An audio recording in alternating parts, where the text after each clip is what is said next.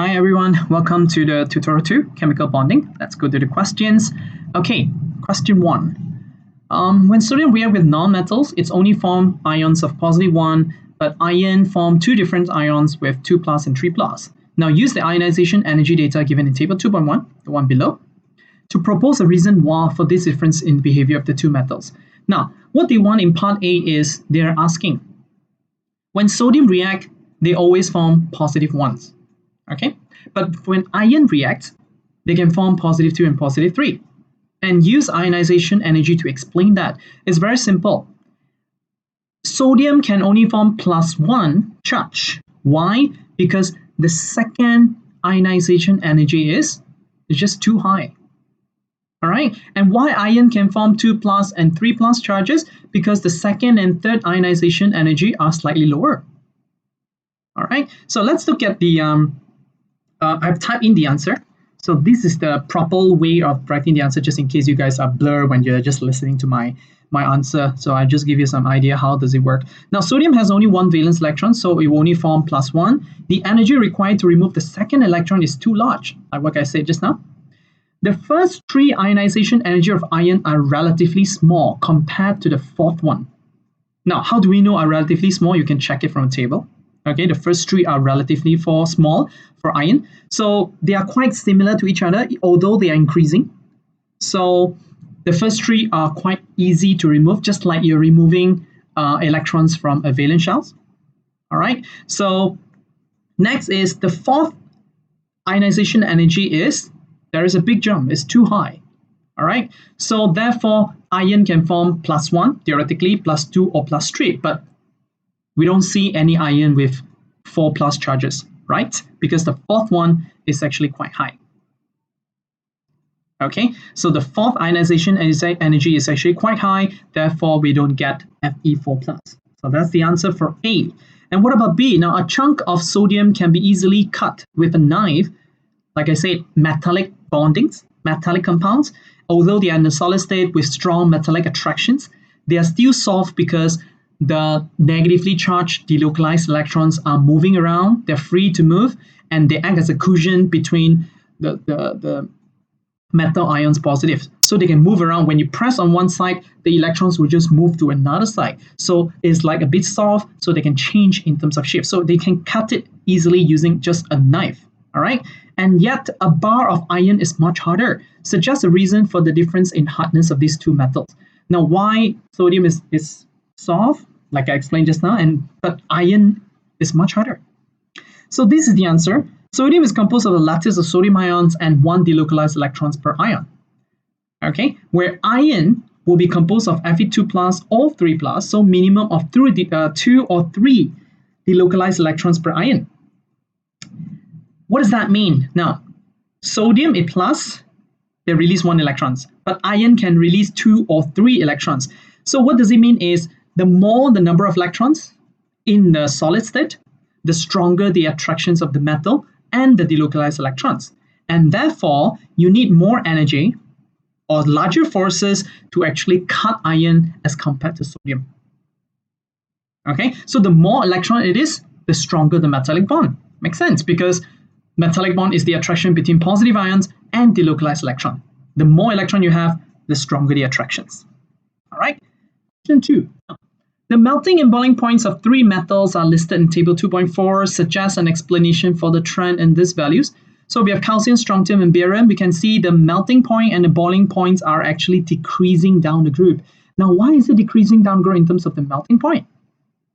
First, in order to check the melting and boiling point, the strength of the bond is important. So what bond are we supposed to check here? These are all metals.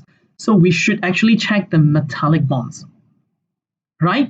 Now, calcium, strontium, barium, all 3 are from group 2.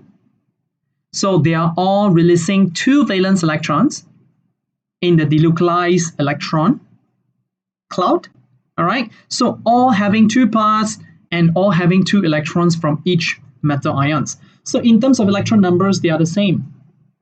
By right, the metallic bond strength should be the same. And why is it?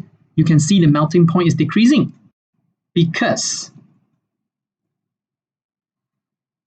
the ion surface area becomes larger going down the group, which means the size of the ion are getting bigger. So the attractions of the metal ions towards the delocalized electrons will be weaker. It's the same thing as how we explain in terms of electronegativity. Now, imagine that I have calcium 2 plus, and then I have barium 2 plus. This is smaller, this is bigger. I have nucleus here, I have nucleus here. Still remember I explained that in the thermal decompositions of the carbonates? The same reason. Now, you have delocalized electron around it, I have delocalized electrons around it. So which one do you think having a stronger attraction towards the electrons? The nucleus is here, they're both 2 plus. So of course, barium will need more protons in order to exert the same attraction force towards electron as calcium, because the nucleus from barium is far from the delocalized electrons.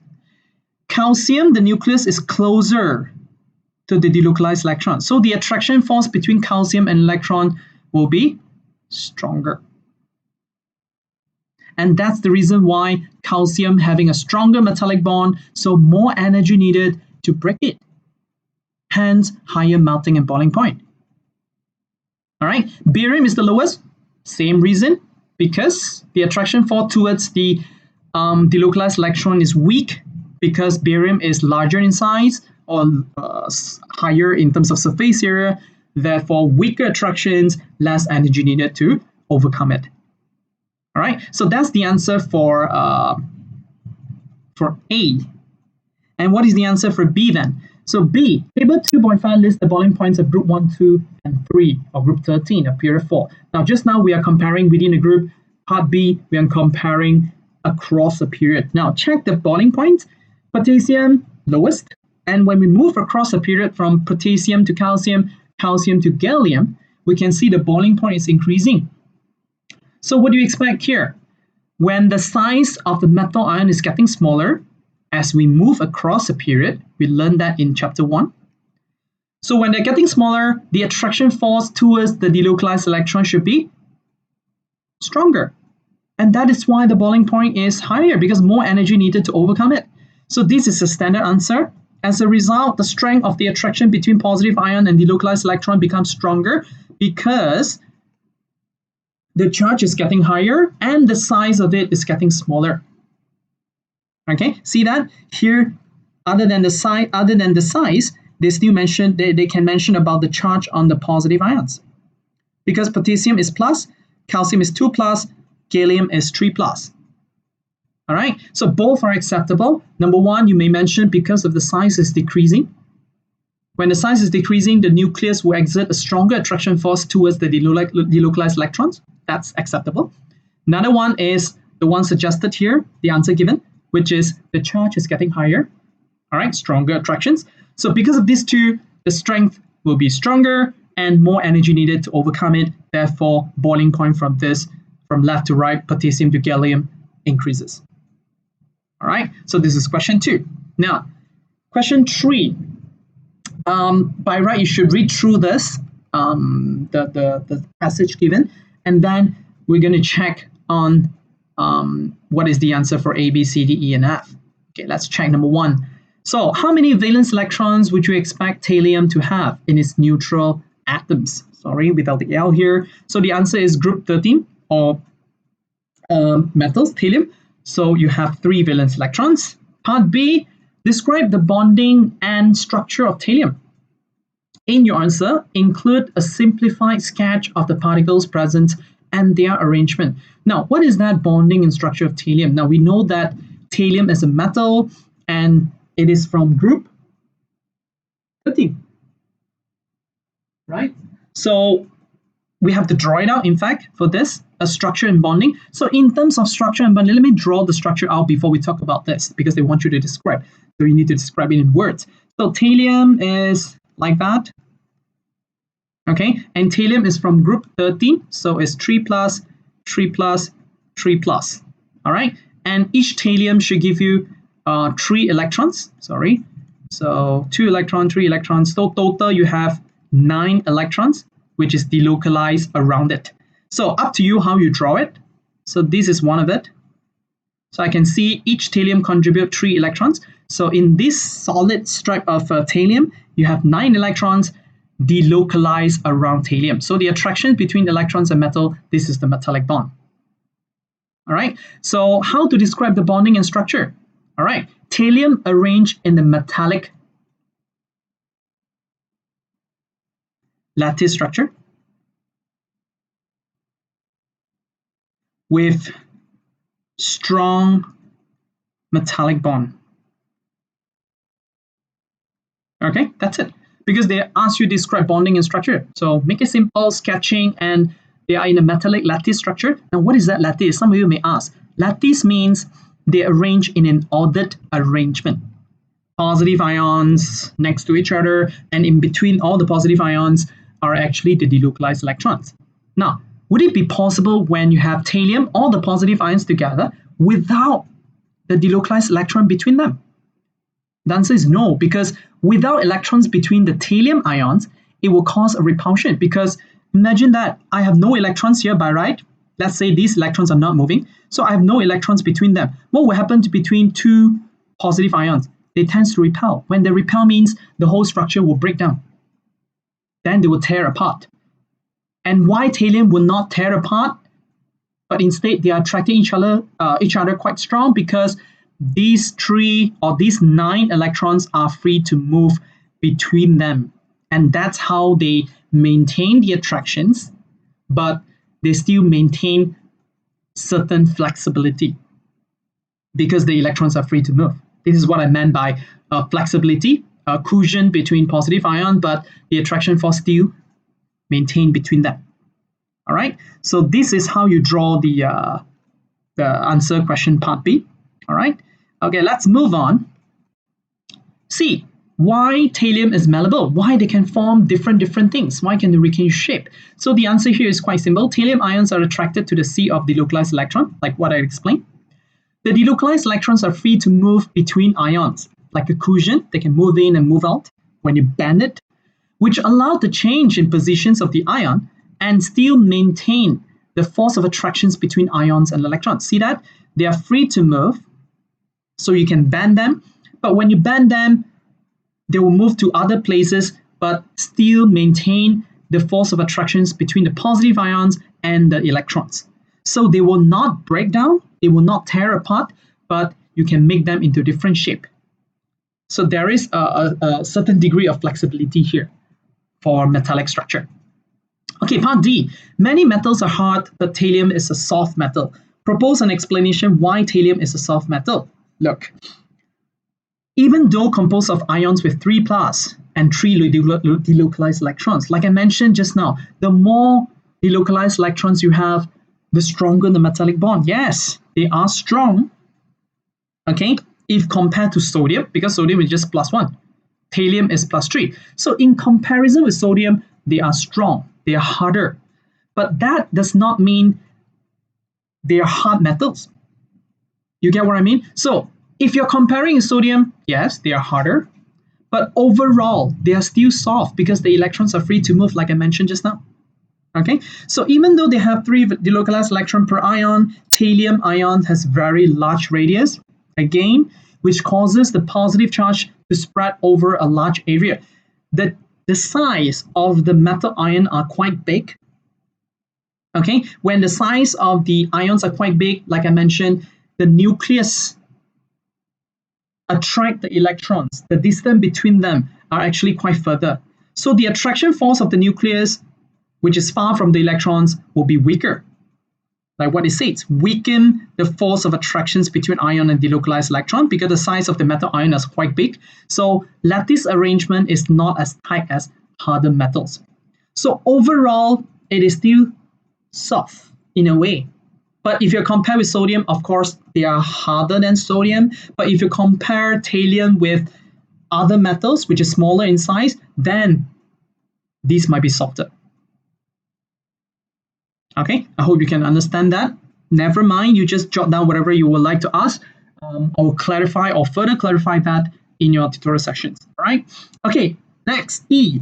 Would you expect thallium to conduct electricity? Explain your answer in terms of the bonding and structure of thallium. Of course, the answer is yes. Why is it yes? Because the presence of delocalized electrons or free moving electrons, which carry charges or can conduct electricity. This one, I guess everybody should know the answer because it's quite obvious. Okay, so in terms of metal, we always talk about free moving electrons or conductivity, not free moving ions, guys, because there is no ions here. I mean, the positive ion is there, but they are not free to move. Only the delocalized electrons are free to move. Right? Last one. Suggest why thallium reacts so readily with oxygen. Number one, because they have large atoms with low core charge. Like I mentioned, right? Larger size, the attraction force of the nucleus towards electrons or anything which is negatively charged will be quite weak. Thus, lower ionization energy. We learned that in chapter 1. Low core charge, low ionization energy, and can give out valence electron readily, so they can easily change into ions. Right? I guess not much problem here. Oh, sorry, I shouldn't mention the p-words. Not much challenging theory here for you to understand this. All right, let's move on. Okay, number 4, explain in terms of the transfer of electrons. Why, when potassium reacts with phosphorus, the formula of the compound form is K3P. Use a dot diagram as part of your answer. Now, transfer of electrons, why when potassium reacts with phosphorus, the formula is that. Let's draw it out in terms of the structure. We have potassium, which is 2881. I have 1 valence electron. All right. What about phosphorus? Phosphorus, you have an atomic number of 15. So I have 285. Make sense? So I have 5 valence electrons. I have 1 valence electrons. So obviously, in terms of transfer of electrons, potassium will lose 1 electrons to phosphorus, all right, in order to become K+, to achieve a stable configuration here, 288 without the 1. And what happened to phosphorus? Phosphorus, I have 5 valence electrons, right? So when you have 5 valence electrons, would you rather donate 5 out to become 5+? I guess the ionization energy will be too high. So instead of donating 5 out, I guess P is on the right hand side, so the electronegativity is actually quite strong. All right, in terms of size, they're quite small. So instead of donating, I guess they will accept electrons. So they will definitely take 1 electrons from a potassium. Okay, they will take from potassium, but I have 5 valence electrons. So how many more actually to achieve stable configuration? How many electrons it needs to take from potassium? Obviously, you need 3 because 5 plus 3 equal to 8. But 1 potassium will only give you 1 electrons. So how many potassium do you need? I need 3 potassium so that I will donate 3 electrons to phosphorus, making it 3 negative, and therefore it is 288. You see that? So what happened is the Lewis structure or the electron dots diagram will be K+, I have 3 of it, and then P3 minus. Okay, I have how many electrons? I have 8 electrons surrounding it. Initially, I have 5, and then another 3 is actually the donations from the 3 dots is actually the donation from potassium. So this will be the diagram for you. All right, so you can explain in terms of electron transfer, like what I did just now, to answer these questions. Now, whichever way, guys, it depends on how you phrase your answer. Okay, so the keywords are already mentioned here. Make sure you include that, including the diagrams. Okay, number 5, propose an explanation for why melting points of magnesium oxide is much higher than sodium fluoride, despite both substances are being ionic. So again, guys, it's about melting point, it's about physical properties. So when we talk about melting point, boiling points, we always refer to the type of bonding here, and both are actually ionic bond. Right? So Mg is actually 2+, right? Oxygen is actually 2-, sodium is actually plus, fluoride is actually minus. Now, since both are ionic bond, we have to check which one's forming a stronger ionic bond. Obviously, magnesium is 2+, oxide is 2-. So the attraction force between 2+ and 2- will be much stronger than between +1 and -1. Therefore, more energy need to break the bond here compared to the energy break the bond between sodium and fluoride. So that will be your answer. Okay, so magnesium ions and oxide 2 plus 2 minus, fluoride is +1 plus 1 minus. Larger charge creates greater force of attractions, higher amount of energy is required to overcome the force. All right, so that's how you give your answer. Next, now draw electron dot diagram for each of the following molecules. I will not draw all, I will just choose some of them. I guess you guys should be able to draw it. I choose the one that is quite tough. All right, for example, I would choose Ni3. Okay, so what about Ni3? So what is the electron dot diagrams? Nitrogen and iodine. So of course, this is a covalent. So I'm expecting they are sharing electrons. So guys, which one is the central here? Ni3. Of course, the one with the lower number. N is the central. So I put the central here, N.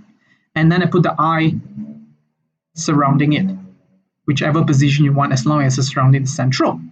So now, look at the central first. I have 5 valence electrons. So 1, 2, 3, 4, 5. And then I should have saved 7 valence electron for iodine. So 1, 2, 3, 4, 5, 6, 7 form a bond. Same thing, 1, 2, 3, 4, 5, 6, 7 form a bond. 1, 2, 3, 4, 5, 6, 7 form a bond. So I formed 3 bond pairs, 1 lone pair. See that? This is a lone pair of electron. All right. So you draw the same for the rest. If you're having problem with that, raise it up in the tutorial. I show you how to draw that. Okay. Now the first thing first, like I said, always identify the central and always check the valence electron for each atoms before you actually draw the dot and cross. So make sure everyone form the proper electron dots diagram. When I say electron dots, it can be all dots, but it's good that you put 1 dot, 1 cross alternately. Like if you have more than 2 atoms, just 1 with dot, 1 with cross, another 1 with dot, another 1 with cross, so that you can see this electron is from this particular atom, another electrons from the other one. All right. What else you want to choose? Okay, this one looks tough. Okay, I'm going to show you this. So CH3COOH, how do I do that? The one with the larger number should be not the central. So in this case, carbon, oxygen also with lower number, but I have 2 oxygen here. So O2, H.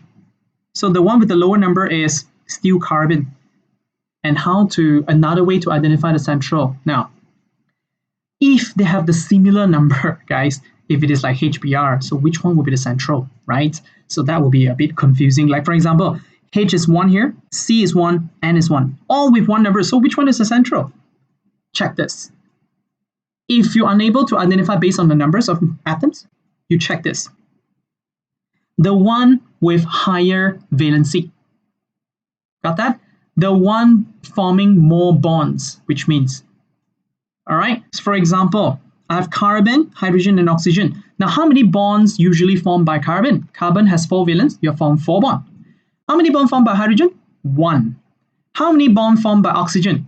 2, because you have 6 valence. So, which atoms here forming more covalent bonds? Definitely carbon. So, carbon is the central. So, C here and with another C here. All right. So, you're going to form, surround them, CH3, the atom surrounding them. C and C will have a pair of electrons sharing. So, cross, cross, cross, 4 valence electron, dot, dot, dot, just nice. All right, another C here, I have OOH, so OOH. Now, the H is supposed to be here. Later I'll tell you why not here. So I have 4 valence, I've used up 1, so I have another 3. All right, oxygen, I have 6, form 1.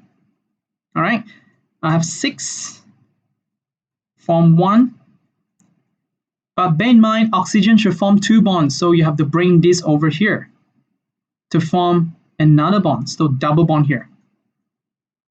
Okay, so double bond here, I erase that so that it's clearer. Let me erase this.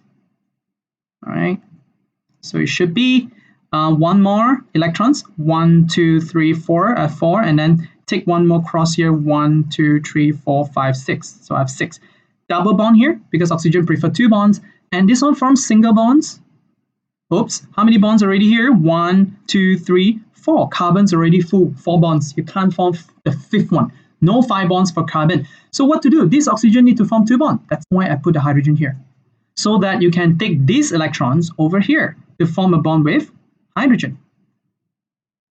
Then I should erase the single electrons here then.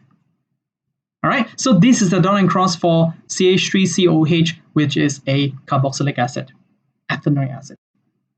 So far, so good. So this is for question 6.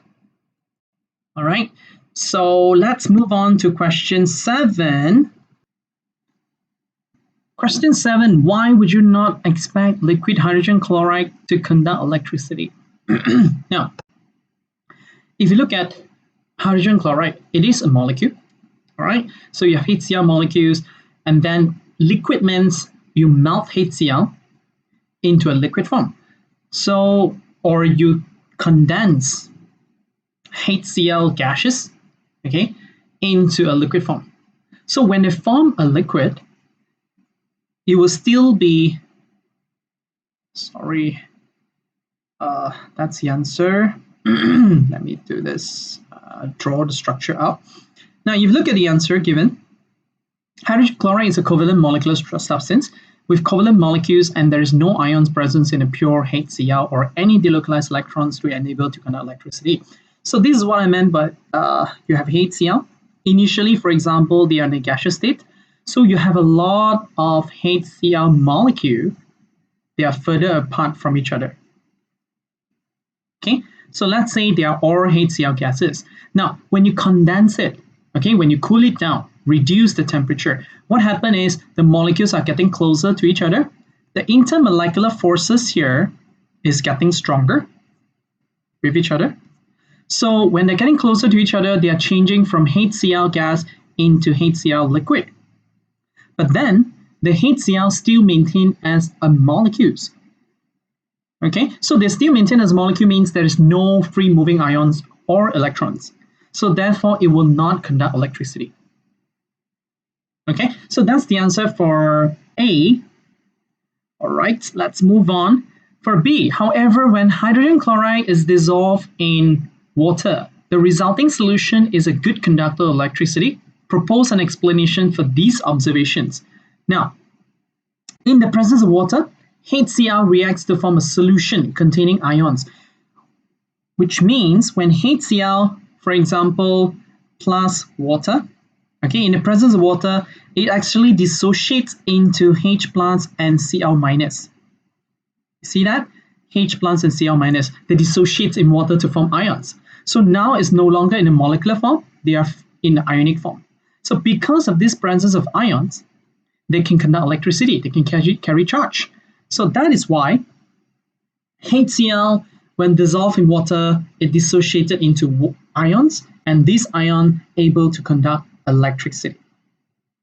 Okay, so that's the answer for B. So it depends on the conditions, whether they are just liquid, pure liquid, or in the molten state, or they actually dissolve in water and dissociate into ionic form. All right, that's 7. Okay, number 8 is supposed to read through the whole thing. Silicon carbide combined with carbon, blah, blah, blah. So these are the question, A, B, C, D. Let's check. A, B, C. Now, A, what type of substance is silicon carbide? Covalent network compound. It is a covalent network compound. Why is it a covalent network compound? Because it says silicon carbide combined with carbon and silicon in a rigid diamond-like structure. When they say diamond-like structure means diamond itself is in covalent network structure. So when they say diamond-like means, yes, the answer is covalent network compound. All right. Describe the type of bonding that exists between atoms in silicon carbide. Now, since it is a covalent network, so we expect this compound to be just a single molecule. Okay, without the S, guys, single molecule. So there is no more than one molecule. So just a single giant molecule, and then covalent bond actually exists between silicon and carbon. to form silicon carbide as a covalent network structure. So in this molecule of silicon carbide, there's only covalent bond. There's no weak intermolecular forces. So in order to melt this structure or boil or break down the structure, you need to break the strong covalent bond, not the weak intermolecular forces, because there's none of them. No weak intermolecular forces for covalent network. Okay. Next, draw small portions of the crystal lattice of silicon carbide. Now, what is that crystal lattice? The arrangement in a solid state. And we know that it is a diamond-like structure. Now, how diamond arrange? They arrange in a tetrahedral shape. Now, what is that tetrahedral shape? This is a structure. Now, I will draw in terms of silicon carbide. So it's a mixture of silicon and carbon. Now, knowing that both silicon and carbon, they actually form the same group, which is group 14. Okay? Means they have 4 valence electrons, and every single silicon or carbon, there needs to form 4 bonds. So this is how they arrange. Let's say I start out with carbon. Connect with 4 different silicon.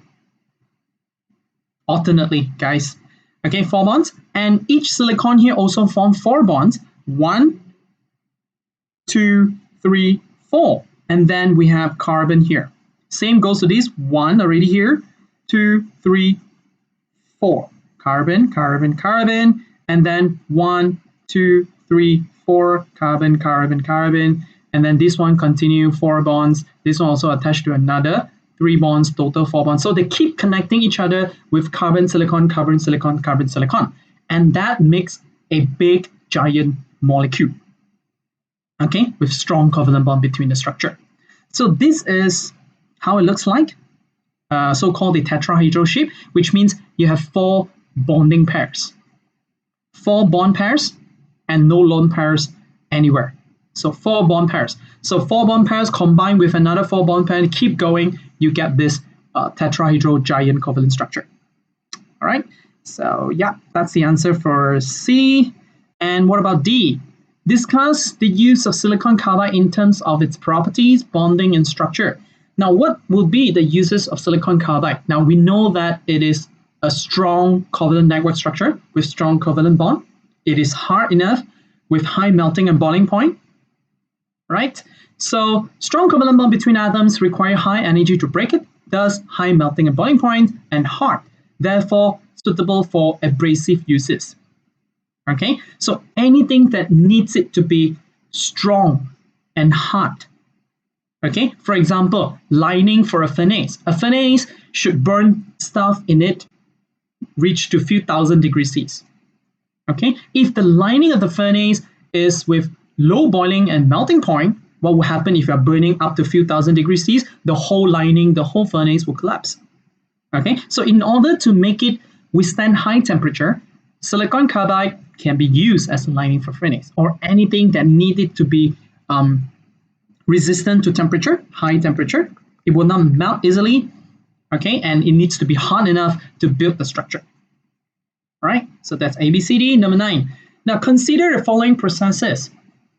For each of these processes, identify the type of bond being broken, particles being separated. So we have to go through A and B for each of these processes. Let's look at number 1.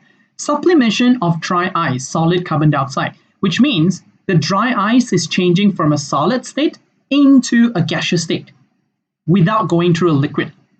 All right, so A, we answer one by one. A, what bonds are being broken here? When you're changing carbon dioxide from solid into gases, carbon dioxide is a non-polar molecule, right? I explained that before. Non-polar molecules because CO2, the structure is like that. Double bond O, double bond O. Okay, although this is delta negative for oxygen here, delta negative for oxygen here. Because they are in a straight line and they pull electrons in opposite directions, so they cancel out the charge. So the whole molecule will be non-polar. All right, so when it is non-polar, so what type of intermolecular forces form between them? So the answer is A, what type of bonds? London dispersion force. All right. B, particles being separated. what particles being separated? It should be molecules, CO2 molecules. All right, that's the answer. And for number 2, chlorine gas change into 2 chlorine atoms. Now this is a molecule, Cl2, which is like that. Sorry, Cl. This is one molecule, that's one Cl2. And it converted into 2 Cl, which means they have 2 Cl individual atoms. So what bonds are we broken here? The covalent bond, right? So A covalent bond between Cl. Okay, and B, what particles, molecules, atoms are being separated? Atoms.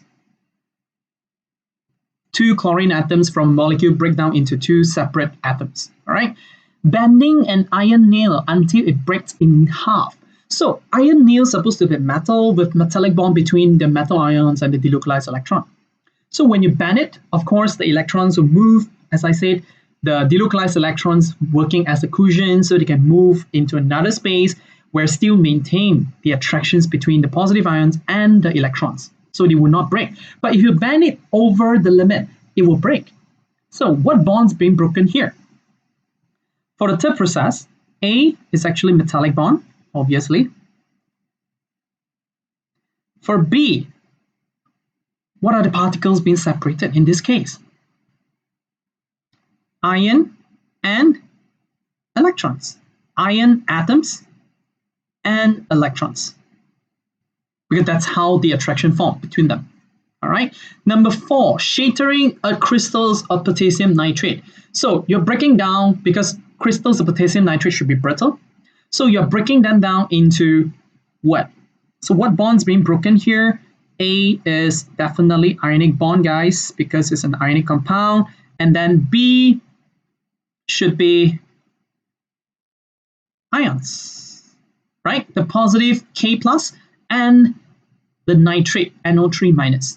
So they are breaking the positive and the negative ions apart, right? That's process number 4. Process number 5, breaking the lead, which is a graphite. Now, knowing that graphite is in a covalent network structure, all right? So the structure of graphite should be in a hexagonal shape, all right? With things like that, you see, that connects, and then like that, and then you have another one. So they keep going, forming one layer, and then they have layered structure. So they have more than one layer combined together. So within a layers, these are carbon, carbon, carbon, carbon, carbon, carbon. All these are carbon. And then each carbons are connected with another 3 carbons. If you connect them, right, all the hexagonal rings are connected. So each carbons are bonded to another 3 carbons. This is forming one layer, and then they have more than one layers that attract to each other. So between carbon here are actually a strong covalent bond. All right, that's one layer. Between layers of these hexagonal rings are actually the intermolecular force, a weak London dispersion force between layers, because they're non-polar overall, because all are actually carbon. All right, so this is how a graphite looks like. Now, breaking a lead of a pencil, which means when you use a pencil which consists of lead, which is graphite, and we write down on a paper, you can see the trace, right? That's why we can write. Okay, you can see the trace, and when you draw something. And why is that? Because when you are using a force pressing on the paper and you write on it, the layer structure of graphite will break down layer by layer because of the weak London dispersion force. And don't misunderstand that. You're not breaking the covalent bond, guys. You're not breaking the covalent bond, because covalent bonds are strong. So the melting boiling point for graphite is really high, as comparable to diamond. So in this case, what do we expect? We expect the layer drop off by layers. So that's why we write a layer or a few layers of graphite actually on the piece of paper. Okay, so in this case, what is A and B here? A is actually breaking the London dispersion force between layers, and then B, what type of particles are actually separated? Carbon atoms. Sorry, not carbon atoms. We are not breaking the covalent bond. My bad. It's actually the layers of graphite. Okay, layers of graphite. We are not breaking the atoms apart, we are breaking layers apart. All right, that's number 9. Let's move on. Now, the trend in electrical conductivity of period 3 elements in the solid state. Now, all this from the graph are actually metal. Sodium is metal, magnesium is metal, aluminium is metal. Silicon is actually just a semi-metal. Phosphorus, sulfur, chlorine, argon, all this are actually non-metal, right? Okay, let's check. In terms of conductivity, from sodium, you have this conductivity, and then increases to magnesium, and then increases to aluminium. And why the conductivity are increasing? The conductivity is increasing from sodium to aluminium. Now, from sodium to magnesium, magnesium to aluminium, why the conductivity increases? Due to the increase in the number of valence electrons, or the increase in the number of delocalized electrons. Make sense? Sodium metals will only have 1 electrons from each ions. Magnesium, 2 electrons from each ions. Aluminium, 3 electrons from each ions. So the more electrons you have, the more free moving electrons, therefore higher conductivity. That's the reason why from the graph you can see it increases from sodium all the way to aluminium, which is maximum. And then it decreases to silicon. Okay, because silicon is just a semi-metal. Silicon need to be doped with other elements, doping, all right? Then only they can increase the conductivity. So therefore, in terms of conductivity, silicon is actually much lower than all the pure metals because they are not having that much of delocalized electron cloud or that many of electrons because they're just semi-metals. All right, it depends on the doping process with other elements to increase the number of electrons. And then whereas the rest are non-metals. So of course, non-metals, we don't expect them to conduct electricity because there's no free moving electrons or even ions. Got it? So this is how we explain in terms of bonding and the structure. Because metal are metallic structure with metallic bond and free moving electrons. Silicon is a semi-metal, right? And silicon is also considered as a covalent network. By right, covalent network has no free moving electron. That's why I said it needs to be doped. You need to add other elements into it. Then only they can increase the conductivity. For example, you can add phosphorus to increase the number of electrons in the structure. All right, non-metal, everybody knows because they are in molecular form, no free moving ions or electrons. So in terms of structure for all the non-metals, there are no free moving ion electron because they are in a simple molecular structure or simple molecules. Therefore, no free moving ions or electrons. All right. Okay, number 11, propose explanation for the differences in the covalent bond energies here. Bond energy means they show you in equations. What does that mean by X2? X2 means assume that X is connected with a covalent bond and then changes into 2X, which means you're breaking the bond here. So the energy need to break the bonds, we call that as bond energy. And you actually can refer to the bond energy values in your data booklet if you need to. But in this case, it's given. All right, it's given in the structure, in the question. So let's do the questions. Okay, now fluorine, the structure is 2 fluorine atoms connected by a single covalent bond, oxygen, 2 oxygen atoms connected by double bonds, nitrogen, 2 nitrogen atoms connected by triple bonds. So from here, guys, what do you think? Of course, the energy need to break 3 covalent bonds should be much higher than the energy need to break a single covalent bonds, right? And why is it so? Because, like what I said, fluorine has a single covalent bond between atoms, oxygen has 2, nitrogen has 3. Increasing number of electrons in the bond because of the greater attractions between nuclei of both atoms, thus more energy is required to overcome them. So the more electrons between the atoms, the attractions of the nucleus towards the electrons, the shared pair of electrons here, should be stronger. The more electron it is, the stronger the attractions of the nucleus towards the electrons, because they have to hold them together. And that is why nitrogen with 3 covalent bonds should have the highest bond energy, because more energy need to overcome the strongest attraction force. All right. Okay, number 12. Why is the boiling point of a metal a better measure of the strength of a metallic bond than the melting point? Okay, what does that mean here? Boiling point of a metal is a better measure of the strength of the metallic bond than the melting point. You see, when I have a metal, so for example, sodium solid, I try to melt it, okay, melting into sodium liquid. And then I boil it, boiling into sodium gases. Now listen carefully, from solid to liquid, in this process, melting, what are the bonds that we are breaking here? Metallic bond, right? Because there's only one type of forces for metal, definitely metallic bonds. Metallic bond between sodium ions and electrons. From sodium liquid to sodium gas, what are bondings are we broken here? Same, metallic bond. Okay, we are breaking the metallic bond all the way until it changes into gaseous. So from solid to liquid, you're breaking only certain percentage of the metallic bond. Let's say I have 100 metallic bonds in a sodium. From sodium solid to liquid, I'm breaking only 50 of them. I still have 50 metallic bonds that holding the sodium together. Therefore, they are forming a liquid instead. They are not fully separated from each other. But when you keep providing heat, you're breaking the remaining 50 metallic bonds, means 100% of the metallic bonds have been broken. Then only it changes from liquid into gaseous.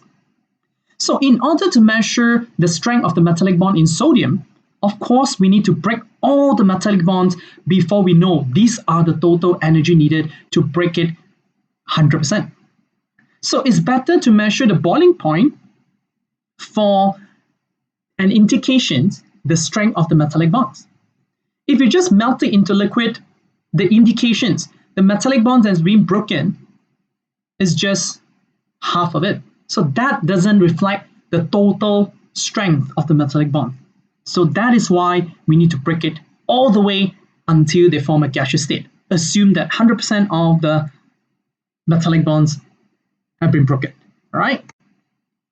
Yeah, that's the in words, the answer. Okay, let me erase that so they can see clearly.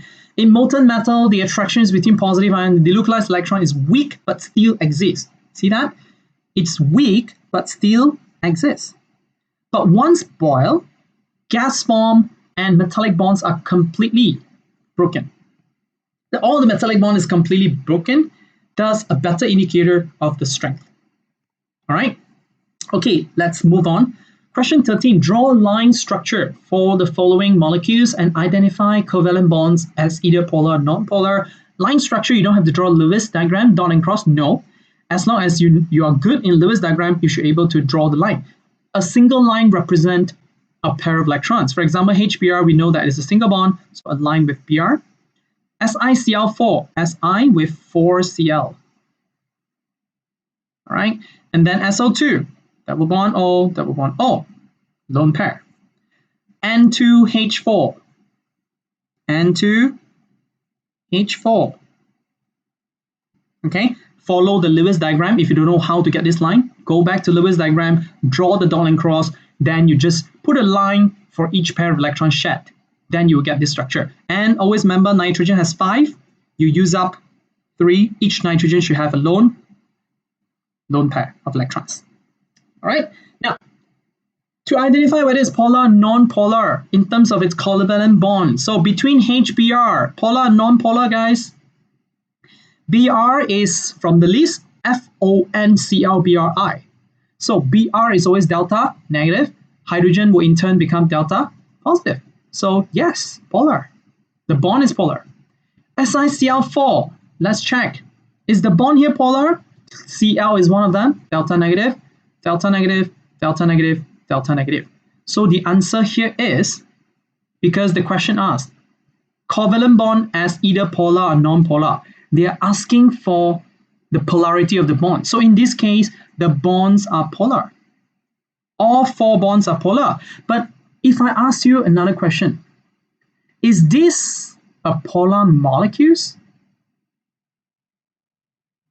Is this a polar molecules? No, they have polar covalent bonds, 1, 2, 3, 4.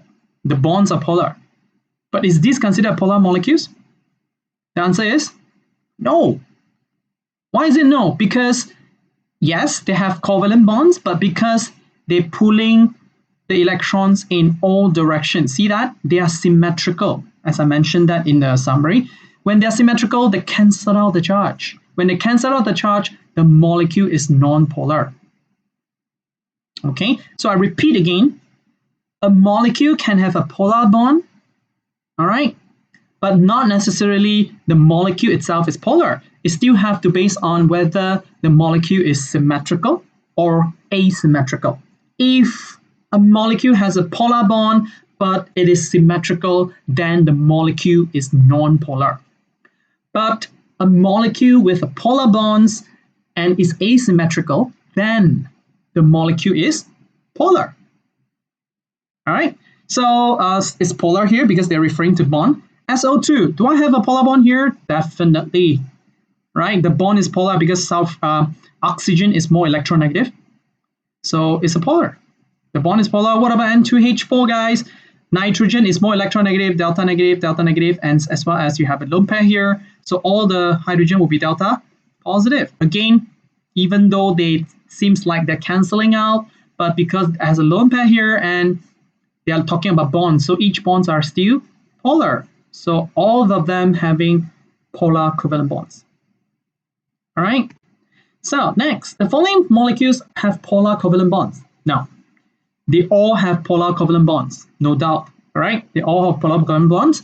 Draw line structure for the molecules and indicate which end of each bond will have partial positive and which end has partial negative. So let's do this. HI and Br3. That's the line structure because bromine form 1 bond, nitrogen has a lone pair here, and OCl2 central is actually oxygen. Now, not necessary for you to draw like what I did here. You can draw like a 90-degree to each other. That is fine.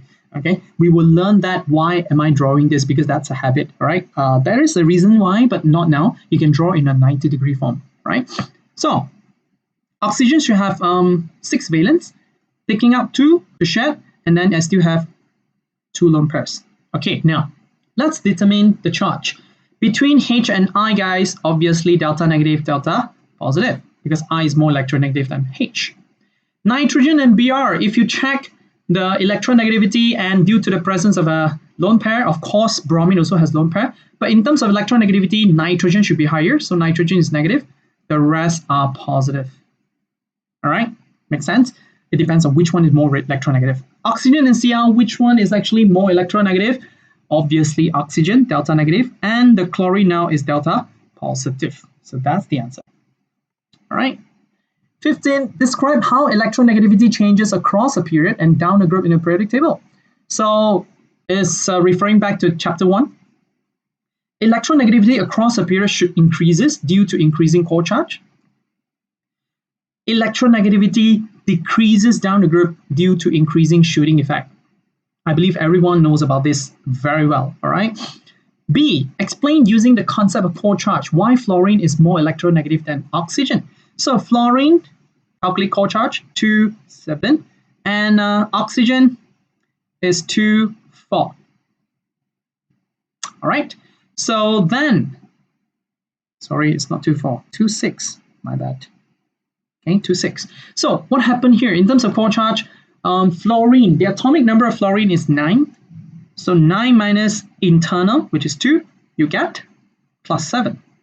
Oxygen is 8 minus 2, the internal electrons, you get 6 plus 6. So which one having a higher core charge? Fluorine. Therefore, fluorine is more electronegative than oxygen. That's the answer for B. And for C, explain why chlorine is less electronegative than fluorine. So chlorine, what happened? 2, 8, 7, and then fluorine, 2, 7. So in terms of core charge, guys, are they the same? Okay, so let's check. Chlorine is 17 minus 10 internal electrons. You get plus 7. And this one is 9 minus 2 plus 7. Oops, they have the same core charge, right? But why? Chlorine is less electronegative. Shooting effect. Don't forget. Shooting effect. Which one having a higher shooting effect? Chlorine. Why chlorine is less electronegative than fluorine? Because chlorine has higher shooting effect. That's the only reason. Because they keep repelling each other and push the 7 valence electrons away from the nucleus, so it's kind of difficult for it to attract extra electrons though, right? So that is why. Okay, now I put all 3 questions here because this is just to circle up which one is having polar bonds or dipole-dipole or only dispersion force. Let's check. Classify each of the following as an ionic, all right, a polar covalent or a non-polar covalent. So let's check for ionic, guys. Just go through everything. Which one is ionic here? Lithium iodide, magnesium chloride. These 2 are ionic. So red is for ionic. All right, so I change color. So next, I'm going for polar covalent bond. Which one is a polar covalent bond? Which one? Polar covalent bond, this one. Polar covalent bond, this one, and oh, I missed out that this is supposed to be ionic as well. Sorry for that. And the rest are non-polar. All right. So yellow is actually polar covalent. Okay, let me add on with the red color for strontium oxide. It is ionic. All right, I missed it out. And then different colors now. Let's say for green. Green will be the remaining structure, which is non-polar. This is non-polar because there is no FONClBrI. All right. Fluorine, same atoms pulling the electron, non-polar. SiCl4, the bond is polar, but the molecule is non-polar because symmetrical. All right. So green is non-polar. All good? All right, that's for 16. Next, what about which of the following substances will have dipole-dipole forces between their molecules? Okay, let's change the color. Dipole-dipole forces, blue. Okay, which one has dipole-dipole forces between their molecules? We check whether they are polar or non-polar, right? Because when they are non-polar, they shouldn't have dipole-dipole. Okay, so which one is polar? Then only they have dipole-dipole. Bromine is non-polar, CH3Br is polar, so this CH2Br2 polar, non-symmetrical. SBr2 has a lone pair from the sulfur, polar. CBr4 symmetrical, non-polar. HBr polar. NBr3 has a lone pair on nitrogen, polar. SiBr4 symmetrical, non-polar. So the one in blue is the one having dipole-dipole for question 17. All right. Now let's look at question 18.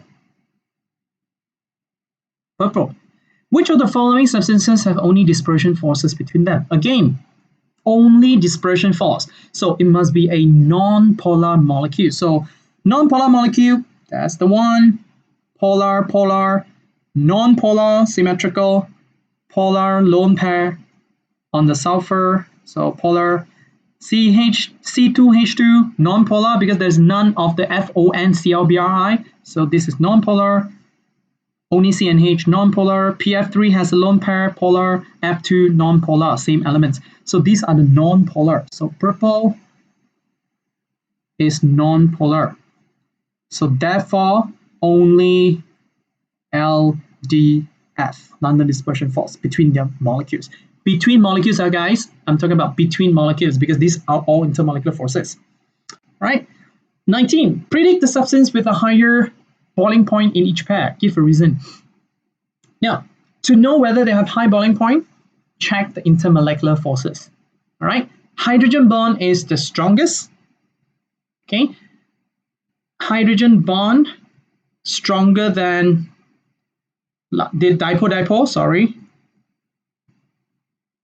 Stronger than London dispersion force. All right? This will be the trend. Okay, let's check A. SiH4 is non-polar, symmetrical. pH3 has a lone pair on P, check the Lewis diagram. So this one should have dipole-dipole and London dispersion. This one only London dispersion. So this one has higher boiling point because more forces, more attraction forces, stronger attraction forces, more energy needed to break it. All right. Next, pH3. Both are actually polar, lone pair, both polar here. But pH3 is forming dipole-dipole. NH3 is forming hydrogen bond. See that? I have N and H between them. So yes. Which one having a higher boiling point? Of course, ammonia. All right, NH3 having a higher boiling point because hydrogen bond is stronger than dipole-dipole. Right? C, Na3P. This is actually an ionic. A trick here. This is a molecule. Even though it's polar, of course, ionic is stronger. So the answer is Na3P. So it's a bit confusing here. Let me erase everything. I tell you which one is the answer. So pH3, ammonia, and Na3P. So this will be the answer for ABC. Okay, question 20. Predict which of the hexane and 2,2-dimethylbutane shown below will have the higher boiling point. Now, these two, hexane and 2,2-dimethylbutane, if you count them, if you check the number of carbon and hydrogen, they are actually the same. So they are actually isomer to each other, which means they have the same number of carbon and hydrogen, but different arrangement in space, in the structure, right? This is a straight chain. This is branching a lot, like a spheres, all right? So this is a straight chain and this is a branch chain. Both are actually non-polar. When both are non-polar, so only London dispersion forces that we should consider here. Now, since both having the same type of intermolecular force, both having London dispersion, so how do we know which one is higher, which one is lower? They have the same London dispersion force. If they share the same London dispersion or they share the same intermolecular forces, please bear in mind, if share the same intermolecular, then what should we look for? We look for the number of electrons in each molecule. How to know the number of electrons in each molecule? The molar mass. The higher the molar mass, the higher the number of electrons, the stronger the intermolecular forces. But then, in this case, these two are the same, just different arrangement. If they have the same number of electrons, then we look for the surface area. All right, so what to do now? Again, I repeat, if they share the same intermolecular forces, we look for the number of electrons. If they share the same molar mass, like in this case, both having the same mass, same number of electrons, then only we look for the surface area. So which one having a higher surface area? Of course, the straight chain. Because when they are in a spherical shape, the surface area should be smaller. So the answer here, which one having a higher boiling point? The higher the surface area, the more intermolecular London dispersion force can form between molecules. The more force can form between molecules because the surface area is higher, therefore hexane has a higher boiling point. All right, I hope you're clear. So please check according to this sequence. First, check whether they have the same intermolecular forces. If they have different, that will be obvious. Hydrogen bond is the strongest, followed by dipole-dipole, then only London dispersion. If they share the same, then we go for the next one, check the number of electrons or the molar mass.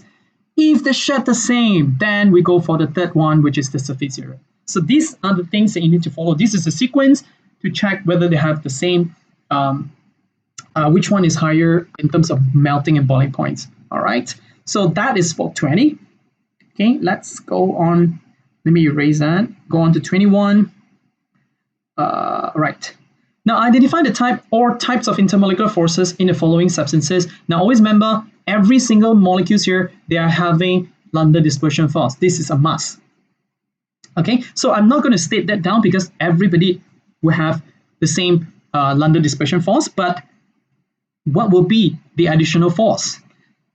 This is polar, and there is no FON with H, so this is actually dipole-dipole.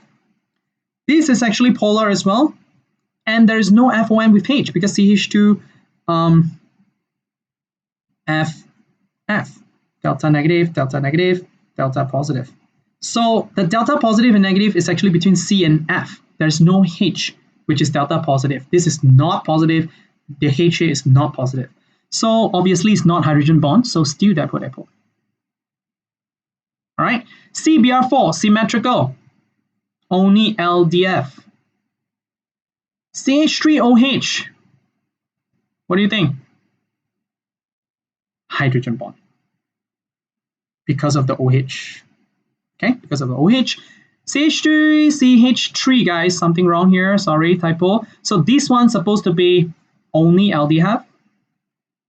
All right, NH2. You have N, you have H. Hydrogen bond. HCN. How's the structure of HCN? Should be HCN. I have delta negative here. Carbon is delta positive. So nothing to do with the H. So in this case is dipole-dipole. They still have charge, but no FON with H. S8 is just London dispersion because it's non-polar, all the same. SO3, of course, you have O, dipole-dipole. All right. H2S, you have lone pair on the sulfur. All right. S is lone pair, delta negative, and the H will be delta positive. You have H plus, but there's no FON. So this one is still dipole-dipole. Okay. Hope you guys get it. Okay, next, move on. Okay, now the melting points of group 17 hydrides are listed below. Explain the following trends shown in these figures in terms of intermolecular forces in the substance. Now, one by one, guys. Going down the group from HCl to HBr to HI, the melting point increases. Now, first, let's identify the intermolecular forces. For HF, what are the intermolecular forces between them? You have H, delta positive, delta negative, and then you have another HF here, delta negative, delta positive. So what do you think? Positive H, F negative. So this is hydrogen bond, right? So I can say that HF is actually hydrogen bond between molecules. What about HCl? There is no FON even though you have a H, right? So this is dipole-dipole. Same goes to HBr, delta negative, delta positive. Also dipole-dipole. And HI, delta negative, delta positive, same dipole-dipole because there's no FON. Now, once we identify it, it's easier for us to explain. For A, okay, for A, going down the group from HCl all the way to HI means this tree. Why the melting point increases? Now, still remember the sequence just now? They all shed the same intermolecular forces. What is the next thing we should look at? The number of electrons. HCl, HBr, HI. This is the one with the highest number of electrons or highest molar mass. So the dipole-dipole force formed by HI because of higher number of electrons, these will be the strongest. All right, here will be the strongest. okay? And this one in between and then here. So the trend will be like that. And that is why going down the group HCl to HI, the melting point increases because it's getting stronger. So how to put down your answer, explain the trend. So you just say it first, HCl, HBr, HI, all three shed the same dipole-dipole forces. However, from HCl to HBr and into HI, the total number of electron increases. Hence, the dipole-dipole forces is getting stronger. Therefore, melting point increases. All right. Okay, you can replay that because this is a video, so I don't have to repeat anyway. So HF, HF has the higher melting point than HCl. Now, why? Now, this is obvious. Why HF has a higher melting point than HCl? Because HCl only has London dispersion and dipole-dipole. But for HF, you have London dispersion and hydrogen bond, which is much stronger than dipole-dipole. Therefore, HF has a higher melting point. So HF has a hydrogen bond which is stronger than dipole-dipole, therefore it has higher melting point. All right. All right, I guess this is the last one, 23 and 24. Let's finish it off. For each of the following pairs of substances, predict one with a higher melting point. Give a brief reason for your answer. Okay, now, again, higher melting point. Identify the, if it is a molecule, we identify the intermolecular force. If it is an ionic, no need lah, because ionic means only ionic bond. Metallic and metallic bond. Covalent network, covalent bond. All right. So now look, between fluorine and HF, which one having a higher melting point? Of course, HF. Why? Because HF forming hydrogen bond. Fluorine just formed London dispersion. This is only LDF, right? HF and H2O, both also forming hydrogen bond. So which one having a higher melting point? If they share the same bond, then we talk about number of electrons. So between H2O and HF, of course, H2O. All right. Between NaCl and HCl, there's a trap here. This is a trick question. NaCl is ionic. Of course, ionic bond is much stronger than in any intermolecular forces, including hydrogen bond. Hydrogen bond is an intermolecular, guys. Don't forget. Not intra. All right. And D, NH3 and PH3. This is forming hydrogen bond. PH3 is forming dipole-dipole. Of course, NH3. Fluorine and chlorine both having the same LDF, both London dispersion force, but fluorine has high number of electrons. Cl is the one, chlorine. Sorry, chlorine. Did I say fluorine just now? Chlorine is supposed to have high number of electrons, so this is higher boiling point or melting point. You have OH here, ethanol, so they are forming hydrogen bond. Same thing, alcohol forming hydrogen bond. Which one? Do you tell me which one having a high melting point? Of course, this one. Why? Number of electron is higher or higher molar mass, right? Last one, G, both are non-polar, so both having LDF, but which one having a bigger size or a higher number of electrons? Definitely C2H6. So these are the answer for 23. Right, now next, 24, last questions. Between which of the following pairs of substances will hydrogen bond occur? You just need to check, for example, between water and ethanol, when you mix them together, what type of, will hydrogen bond be formed between water and ethanol? Ethanol has OH, water is also with OH. Can they form hydrogen bond between them? Yes. All right, so yes. Ammonia and water, yes. Ammonia is NH3, water is H2O. Of course they can form. I have N, which is delta negative. I have H, which is delta positive. So yes, all right. PH3 and water, can they form hydrogen bond? Let's check. PH3. P is with lone pair, delta negative, delta positive, delta positive, delta positive. Water, H2O, delta positive, delta negative with two lone pairs. Okay, so can they form hydrogen bond? I have O negative, I have H positive. So answer is a yes. All right. What about this? I have O here, which is delta negative, delta negative. And then let's draw it out, all right? CH3, O, CH3. So O is negative, 2 lone pairs. C is delta positive, C is delta positive, not H. And then I have HF. In this case, I have F negative, H positive. Can they form hydrogen bond? I have H positive, I have O minus. The answer is still yes.